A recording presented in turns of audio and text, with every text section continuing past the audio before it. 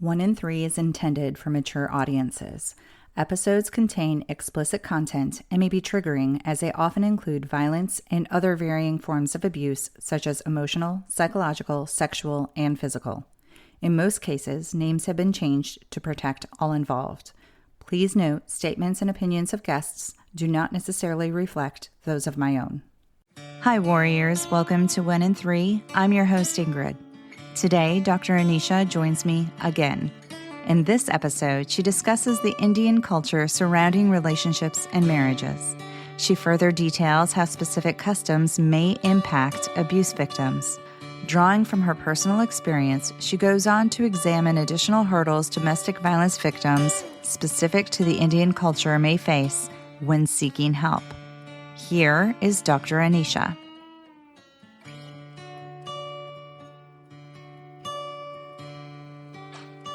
Hi, Dr. Anisha. Welcome back. It's nice to have you again.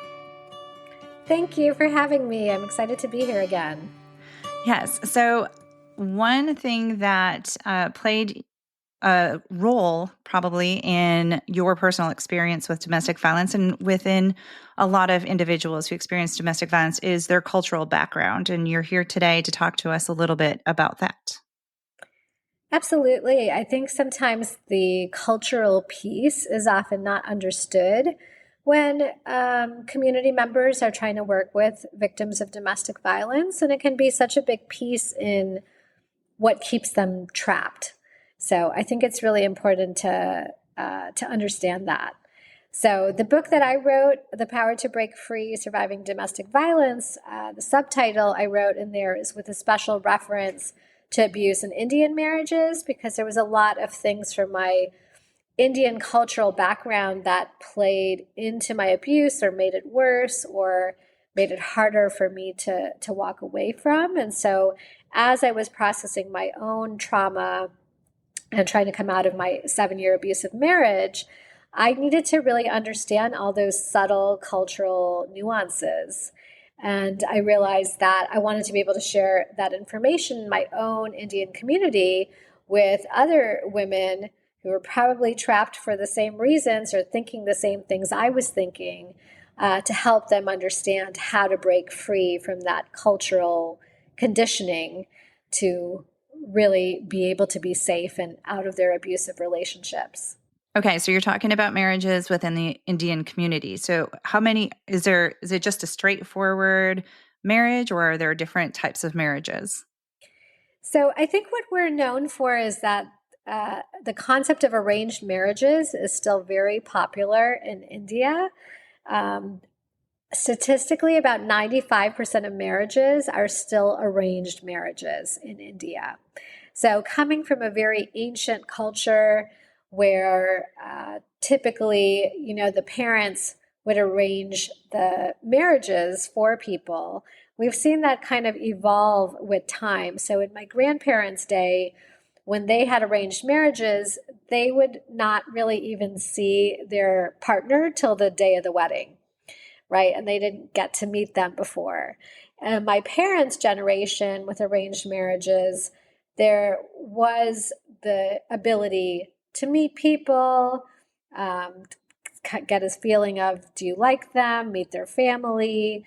The parents might still make the decision of whether you're going to get married or not, but there was a little bit more openness with meeting multiple people and kind of feeling things out.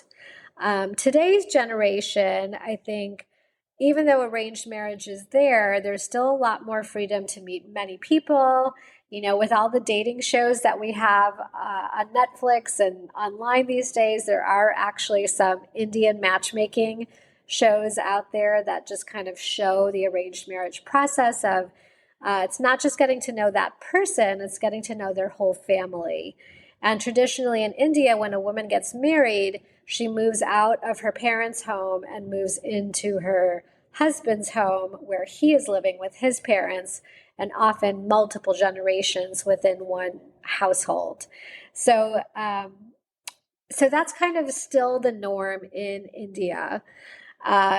Living here in America my whole life, I will say that there's another kind of brand of marriage that's been created, or category of marriage, which is called introduced marriages. That's what I experienced. And so I didn't go through a typical arranged marriage where I was set up with my husband, but introduced marriage is kind of the equivalent of like a blind date where someone is setting you up to meet this person, except instead of dating, you just decide, okay, we're going to get married.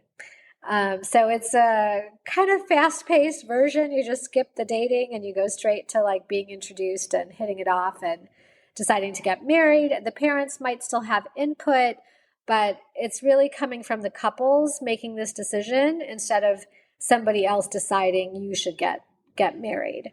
And so for me, I went into this introduced marriage because I had a lot of faith in my parents' marriage, my grandparents, all of my relatives. Majority of them had all had arranged marriages, and they were successful marriages in the sense that they had common values. They were dedicated to raising their children. There was no strife apparent. And so I just kind of really trusted in this Indian system, which is how I kind of got into my introduced marriage. We were introduced by a family friend. We spoke on the phone and hit it off. We met 2 weeks later, I believe, in person. And a week after that, we were engaged. And then 6 months later, we were married. So it was super fast. And then the third category of marriage, so we have arranged, we have introduced, and then the third category is love marriages. So that's kind of what the rest of the world experiences, is like you fall in love, you decide to get married. But in India, only 5% of marriages are love marriages. In the Indian community here in America, I would say that it's about 50% introduced marriages and about 50% love marriages. So that just kind of gives you a little context in terms of, as we look at Indian marriage, there's these different categories, and then that can make it more challenging to come out of abuse for various reasons that we can get into later. But hopefully I explained that. Yes, you did. That makes sense. Is there any pressure in the introduced or the love different kinds of marriages for a timeline? Like for introduced, is it like, well, really you should only be meeting like 3 guys before you decide you want to get married? I don't think there's necessarily a timeline like that. Sometimes there can be more pressure on the women. And for guys, there might be kind of an open field of they can meet as many girls as they want to. So that kind of plays out a little bit differently. I would say the pressure comes because there is such a strong expectation in Indian culture to get married. There's no real wiggle room for women who don't want to get married. That's just not a cultural norm. And it's just expected that you are going to get married. The marriage age is also younger in India, so most people are getting married in their early to mid 20s, and then there's a lot of pressure, expectation to soon start your own family, have kids. It does seem that there's a different outlook between the men and the women in the Indian culture. What are some of the stereotypes of Indian women, wives? So that's a great question. I think, the cultural stereotype of Indian wives is that you put your husband first. So in the Western culture, we're very individualistic. Eastern cultures, not just India, but, all the Eastern countries, there's a different sentiment that's not against the individual, but everything's about creating harmony for the community, creating harmony for the family structure. Trying to create stability with that. And so because of that expectation, Indian women, which are kind of the glue, I think women are the glue of every family, right? But Indian women are considered the ones who have to uphold the whole household, not just take care of their husband, not just take care of the kids, but usually they're living in their husband's family's home. They're also expected to take care of his parents, his siblings, multiple generations, that you kind of are carrying that weight. And so it's very easy for an individual Indian wife to lose herself in that process where her own needs are neglected because she's so busy caring for everyone else. And I think we experience that in the West to the same extent, because women are the ones who hold the whole household together. It's very easy to put everybody else first and put yourself last. And that can be challenging for a regular relationship where there's no abuse. But then when you put abuse into the picture, it's even harder for a woman to focus on herself because all the expectations are don't think about yourself, think about everybody else. And so you're carrying that weight, and it becomes a really heavy burden to carry and to hold that. Are the expectations the same in the United States to have like a multi-generational household? It can definitely be the case. It's not always the case because sometimes those of us who've grown up here, our parents are used to having their own home. We, get married, we live in our own home. So it's not always the case, but many of us marry Indian partners whose families from India then come here after the marriage and then live with us.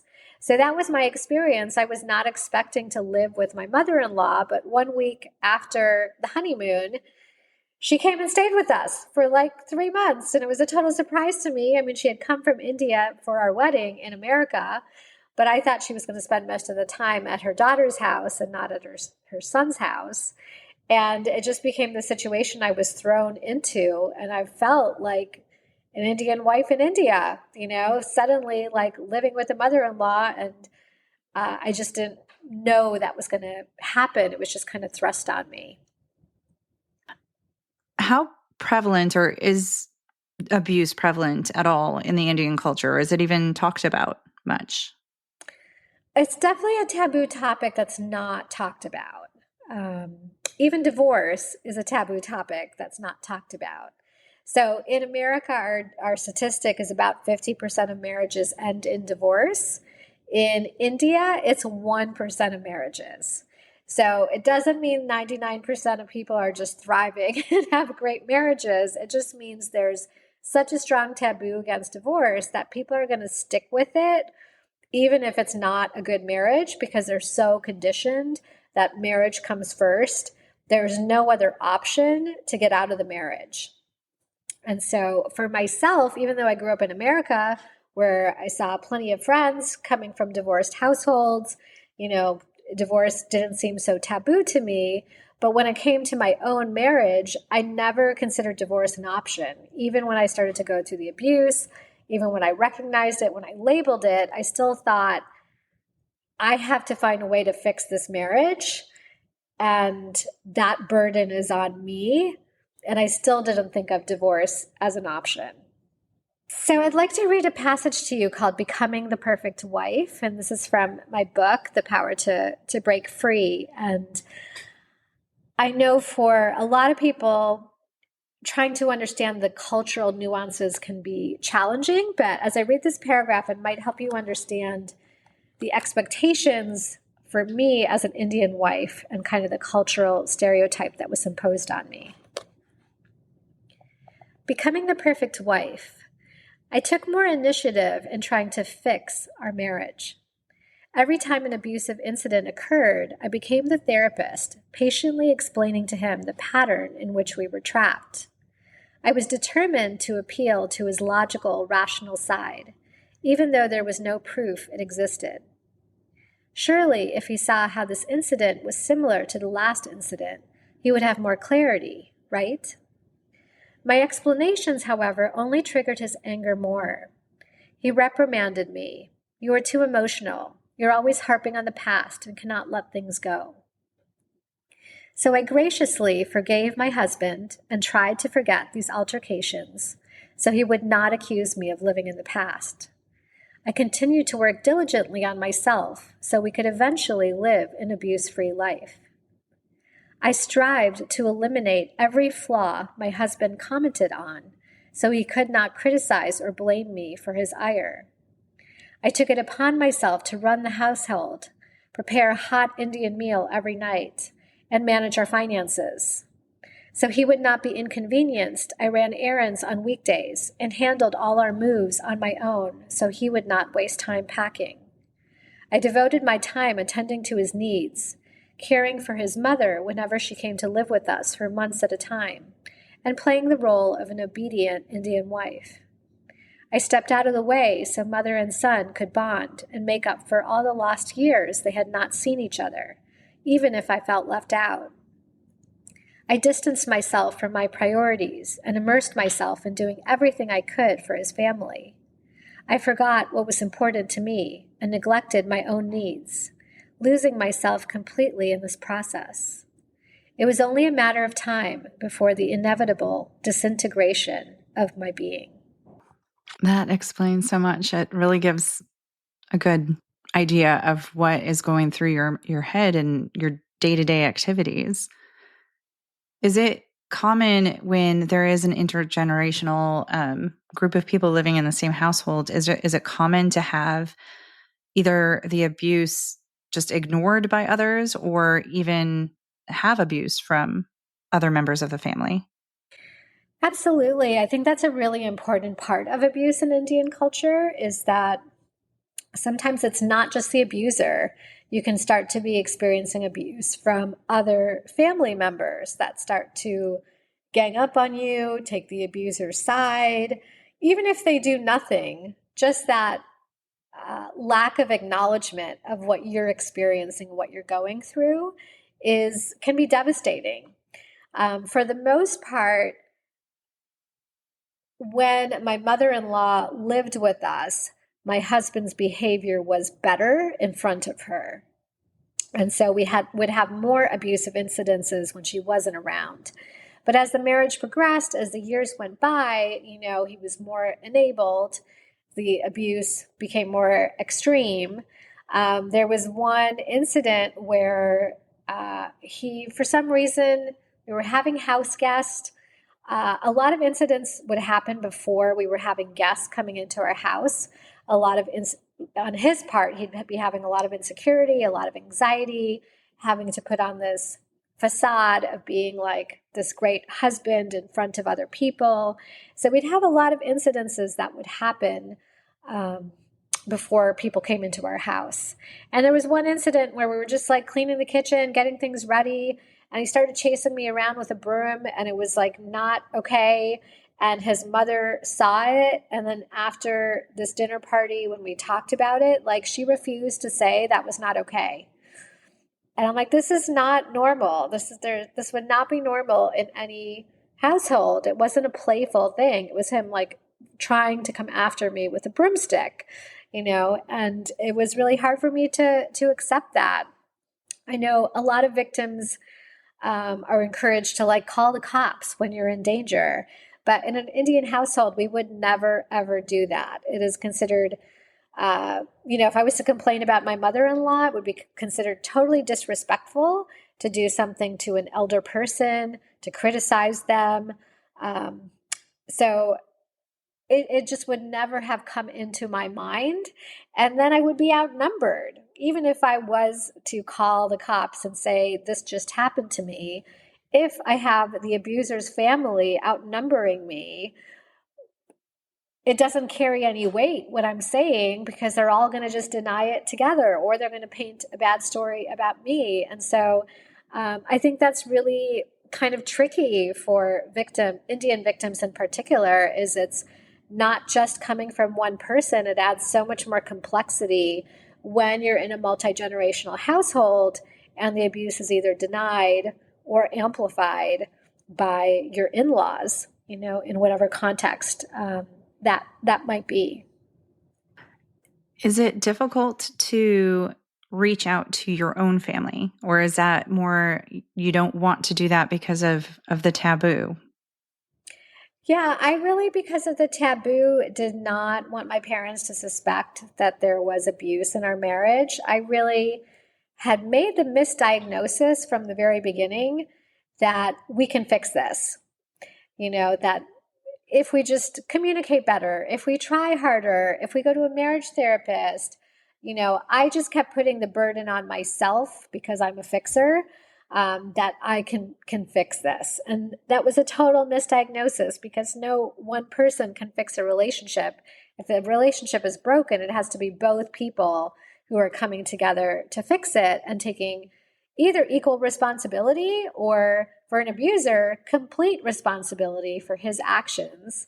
And when we got to the point where finally, I was getting really clear and trying to take steps to step away, and then he was trying really hard to keep me in the marriage and saying all the right things of, I'm sorry, this will never happen again. We'll do better. I'm going to talk to a therapist. But it was all so insincere. It wasn't backed up with real concrete change or action, but it was what I had been dying to hear for years. So I fell into the trap of, oh, he's saying this now for the first time. That's different. So maybe there is a possibility of changing. So I never told my parents until I was 100% sure this is not going to work and I have to leave. And I was really lucky to be blessed with parents who were extremely supportive of me in this process. They were definitely shocked, but once they knew what had happened and, I told them the whole story, they were really clear in supporting me. And I don't know if I could have done it without them. I think that support system we have is so important.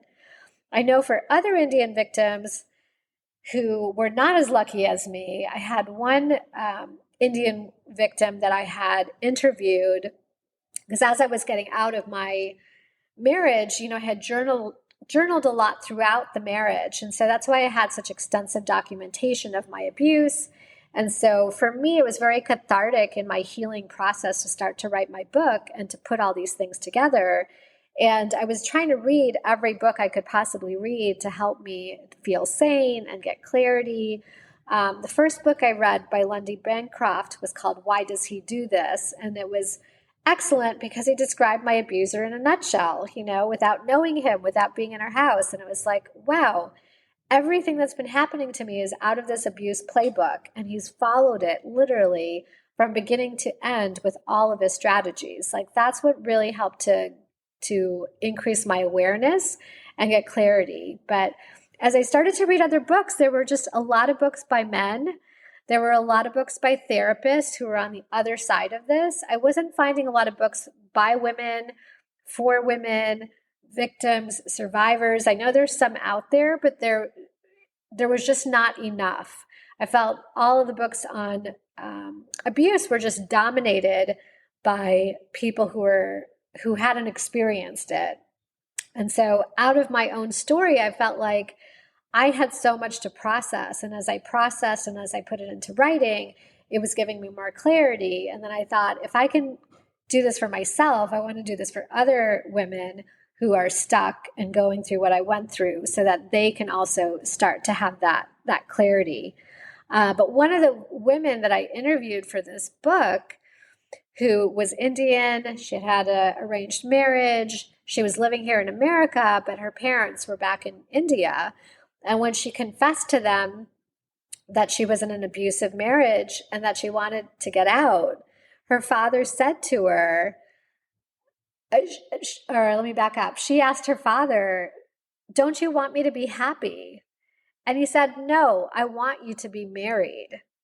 That's much more important than being happy. And that's that cultural conditioning that's there. That's frankly what many Indian people believe, is that preserving this institution of marriage is far more important than an individual's happiness or even an individual's safety, unfortunately. Well, and I imagine with that cultural belief, the ability to find therapy or domestic violence agencies that specifically understand the Indian culture, plus how to help a domestic violence victim, would be difficult to find. Did you run into that problem?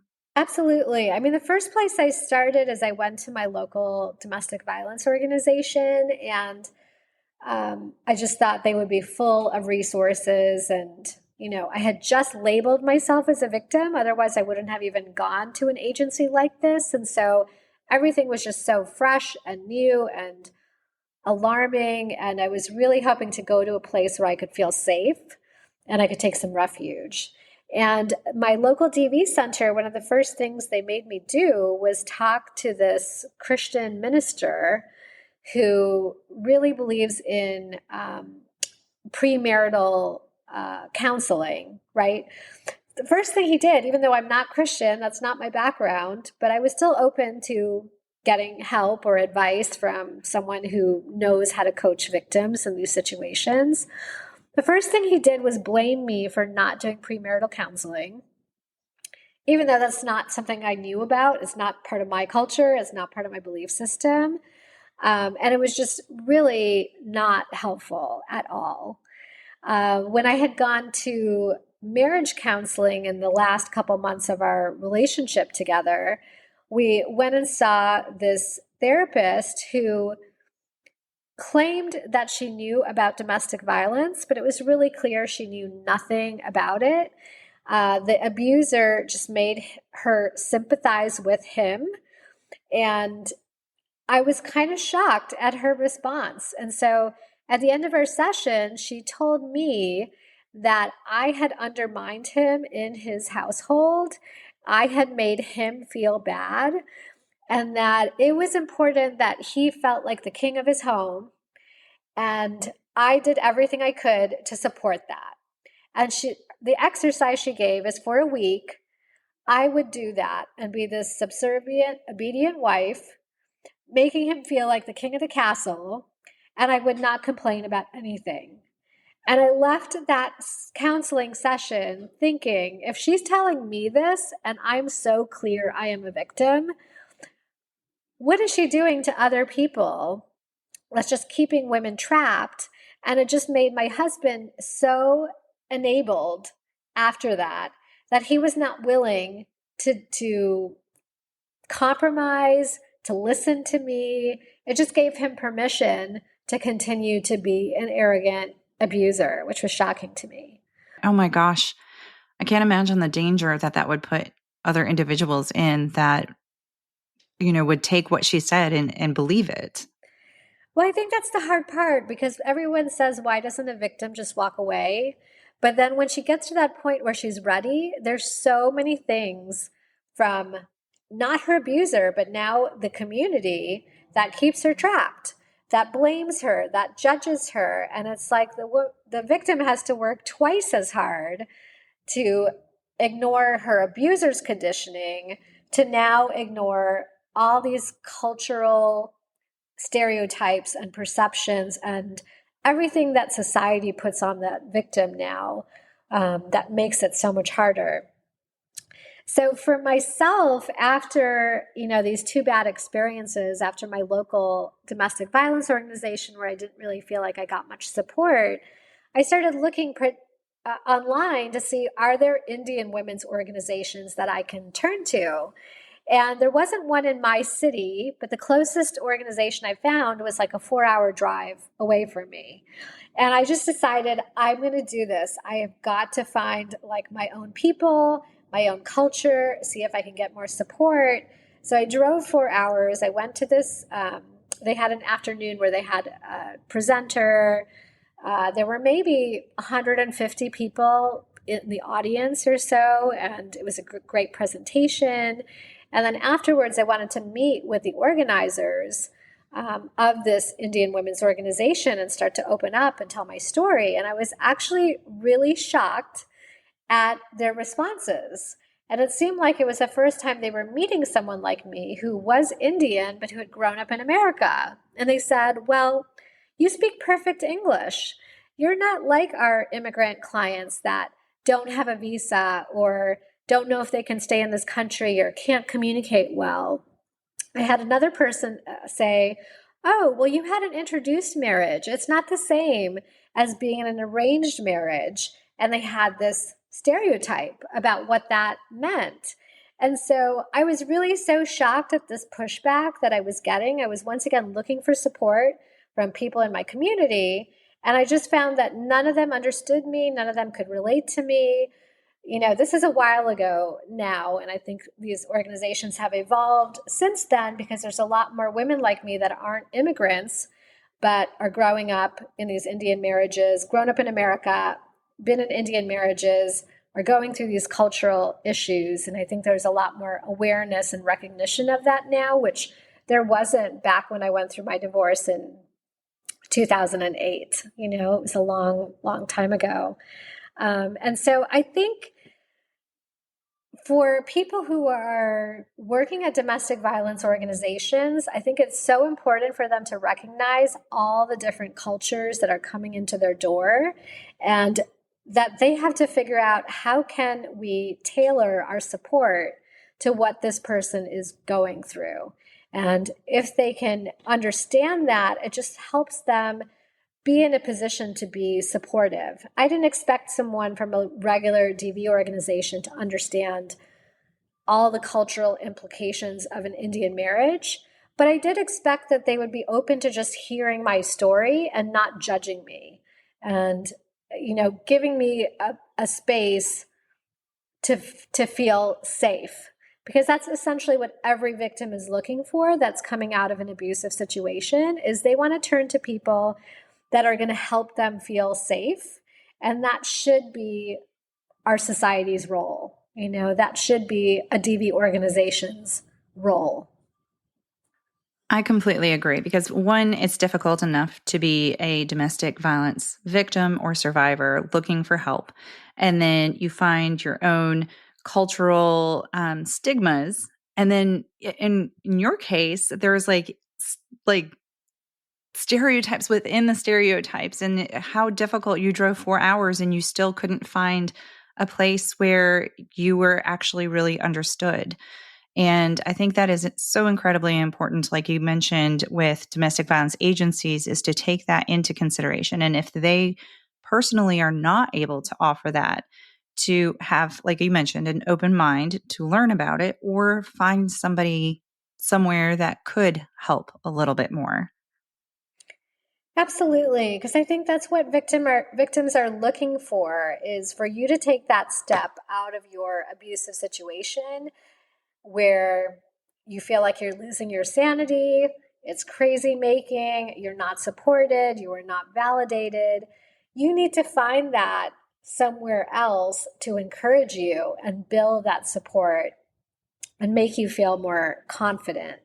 So I think there's a lot of cultural, or I should say societal, blame on victims. Why are they staying? Why are they not leaving? And I think there's just so much that's not understood about what other people in society are doing that keeps shaming victims, that keeps blaming victims. And so I think we're just asking some of the wrong questions there, where we need to really reframe it. I have a whole chapter in my book on community support and community involvement, where I kind of break down the things that we need to do as a society to support somebody. I know as I started to open up to people, even to neighbors or friends or acquaintances, it was really shocking to me, people's responses. There were people who I barely knew, because at the time I initiated my divorce, I had just moved to this one city and had been there like 6 months. So I didn't know a lot of people. And I was amazed at some of these acquaintances I had just met who just were ready to support me 100%. What do you need? What can I do? Like, they were just ready to step in. And then I was also surprised equally by longtime friends of mine who had no idea what to do or what to say or how to support me. And I was just kind of shocked at some of their responses or their reactions, that, you know, they didn't have bad intentions, but they were just not well versed in what does a victim need to hear, and, you know, what can I do to support you? I know for me, when I encounter victims now, you know, outside of my practice, but just, you know, everyday people where I might encounter someone who's sharing this story, my first response is always, I'm so sorry for what you've been through, and what can I do to support you? You know, and I think if just people understood it's really that simple, like, don't give the victim all these suggestions of what you think they should do, because once again, you kind of sound like their abuser. You make it sound like you know better. And a lot of family members fall into this trap when they're coaching victims as well, as they are like, oh, you should do this, you should do that. Or they get upset with you if you didn't follow their advice. But really, you want to have a victim feel empowered that she can make choices.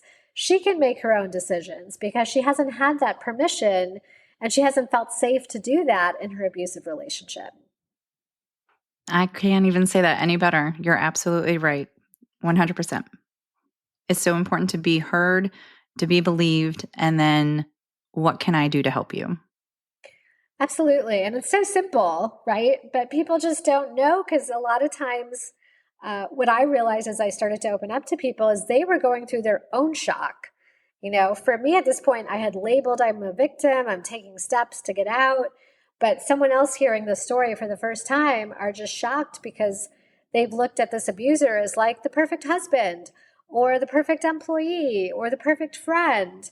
And it's very hard for them to now see this person in a totally different light. And so sometimes they do doubt the victim as they're sharing their story. Is this really true? Is she making this up? Is she trying to get back at him?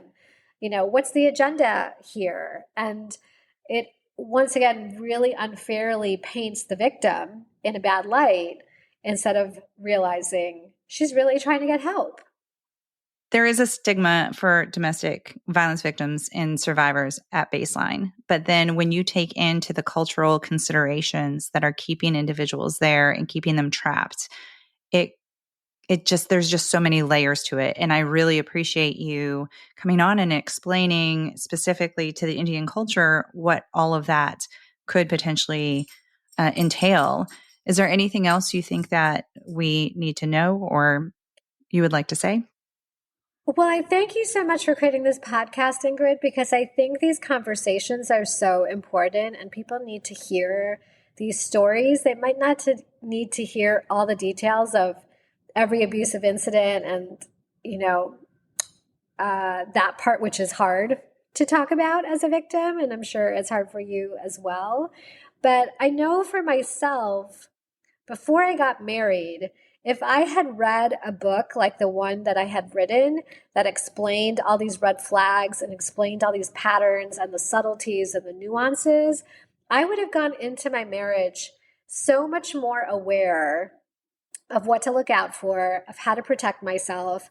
I would have recognized all of these red flags, my PTSD symptoms. I would have recognized all of it sooner. So I really wrote the book that I wish I had read myself that could have completely 100% prevented the abuse that I went through in my marriage. And I think that's the piece about domestic violence is it's a horrible crime to go through this experience, but it's 100% preventable. And if we were just able as a society to talk about this and make it okay and safe to talk about, if we were able to get rid of the stigma, if more women who had been victims and survivors were able to share their stories and open up, then we'd be able to see that this is something that has to be addressed. It has to be talked about. I understand as a victim never wanting to have to think about my past and wanting to leave that chapter behind. But I also felt the responsibility if I don't share this, who will? I had a background as a healer, I have a background as a writer. I felt like I was really primed to put all of my experiences into writing and share it. I know that's not for everybody, but I think if there's enough of us that are willing to talk about and share what's happened to us, that it helps to turn the tide. It helps to have younger women before they start dating or before they get married just be a lot more vigilant about what are they getting into. And I think as a society, we need to talk about what are healthy relationships and what are unhealthy relationships. Like there needs to be more dialogue about that to make us aware. I agree. And I think that you've done a beautiful job speaking on the podcast. And I really appreciate that. I really appreciate all of the work that you put into writing your book. And I will include links for that in the show notes if somebody wants to read it. I'm in the process of finishing it. So it does have so much incredible information that yes, specific to the Indian culture, but then also that can be generalized to domestic violence victims and survivors. And you've done such an incredible job. I love your work. Continue doing all the work. You're healing for so many people. And thank you again so much for coming on the second time to talk with me today. Thank you so much for having me, Ingrid. It's been a pleasure. Dr. Anisha, thank you again for joining me. And thank you for listening. Don't forget to check out Dr. Anisha's links included in the show notes. I will be back next week with another episode for you. Until then, stay strong. And wherever you are in your journey, always remember, you are not alone. Find more information, register as a guest, or leave a review by going to the website 1in3podcast.com. That's the number 1, IN, the number 3, podcast.com. Follow 1 in 3 on Instagram, Facebook, and Twitter at 1 in 3 podcast. To help me out, please remember to rate, review, and subscribe.